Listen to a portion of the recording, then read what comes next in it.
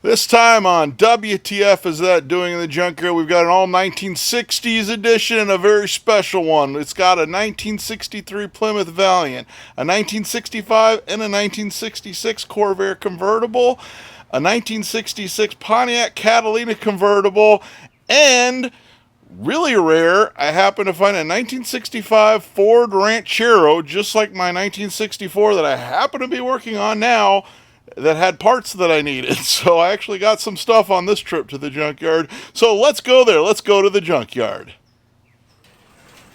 Okay, here's one I can't believe it still had some pieces on it that I needed. This actually got set out yesterday. I was up in the Bay Area for Radwood, and this is at the Santa Fe Springs yard.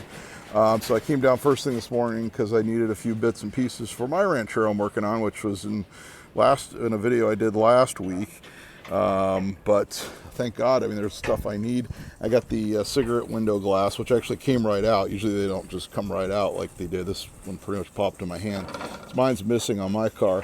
And I don't have any Ranchero badges. One of them actually says Ranch, and the other one says it's completely missing. So actually one of the Ranchero badges was still on this car, as well as I got the seat, which mine is completely disintegrated, and there's like some of the springs are broken, and it's completely unusable. In fact, you can see the guy was using a cushion on my car to sit on the hole that was there. So this one at least I can use as a seat so the car can run and drive, which is why I really wanted to come down here and get the seat, and thank God it was still here. And there's actually a guy selling a seat cover that's brand new that he never installed on his Ranchero on Craigslist. I'm supposed to go out and get that on Wednesday. But here we go. This is a 65 Ranchero, not a 64 like mine. And this one is a 6-cylinder automatic car. So probably like I'm guessing it's like a 170 6-cylinder.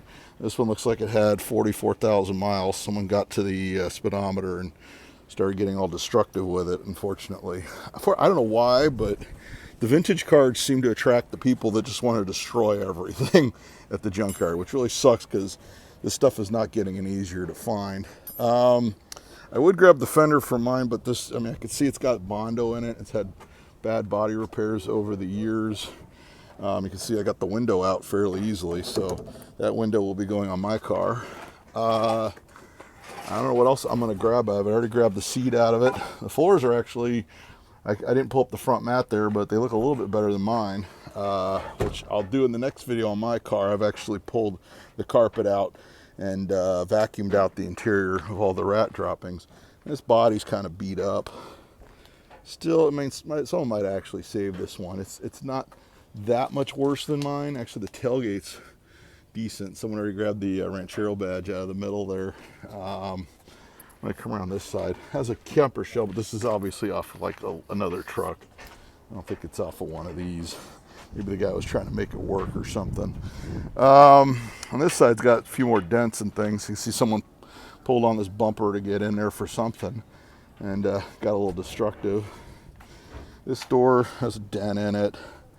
And on this side, you know, it wasn't terrible. Someone could have body worked it. And this one has the 4-lug wheels because it's a 6-cylinder car. So kind of interesting to see. Kind of a fluke that literally like less than 2 weeks after I purchased mine, there's an almost identical one popping up at the wrecking yard. So obviously I had to come down here and get what I could. I've already got some stuff. I might be pulling more stuff, but we'll see. All right, here's another WTF is that doing in the junkyard. This one's maybe not in as good a shape, but this is a 1963 Plymouth Valiant, similar to the 65 I had last year. That I did a video on, and then I promptly sold it to a friend of mine because his wife actually wanted a Falcon. So of course they bought my Valiant because they wanted a Falcon, which makes total sense. So this one's got the slant 6 in it, probably one of the smaller varieties, and it looks like it's been sitting a long time. You can see all the weeds growing on it. Definitely has some body damage, lots of surface rust. Someone already came in here. Looks like they grabbed the windshield out of it.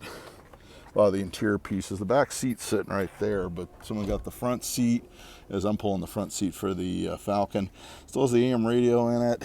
So this has only been set out here a day, and you can see they've already, you know, stripped this thing pretty good.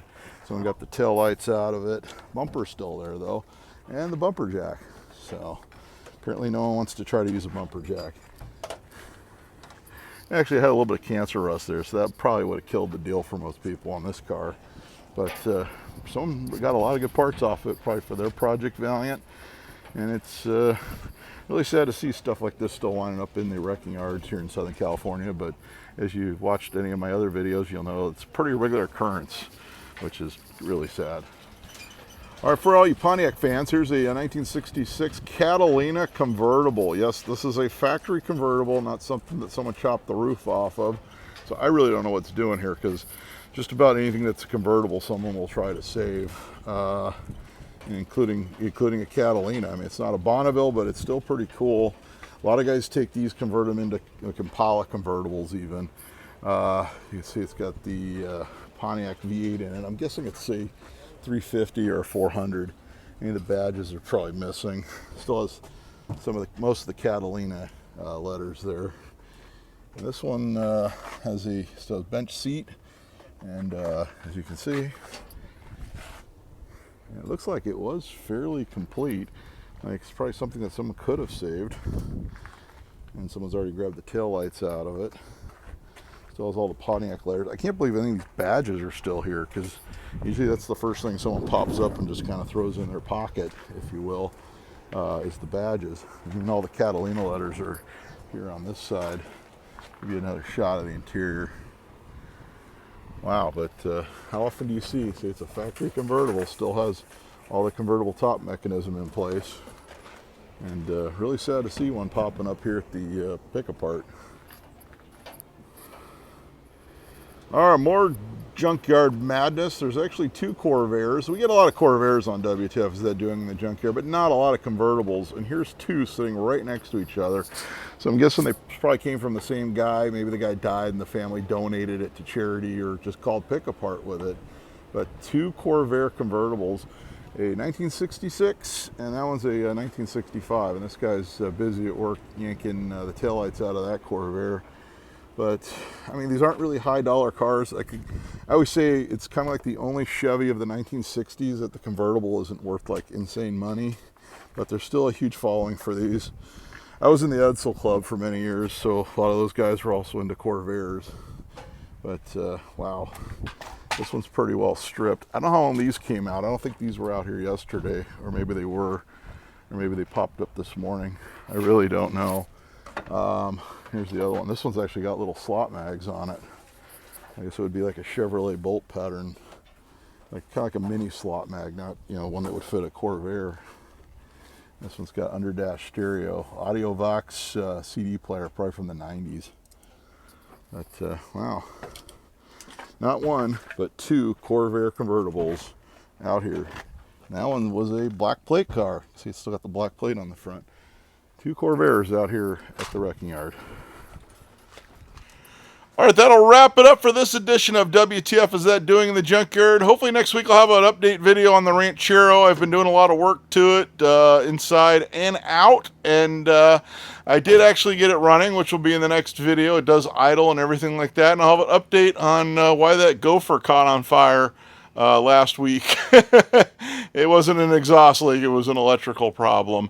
But until next time, I'll be seeing you.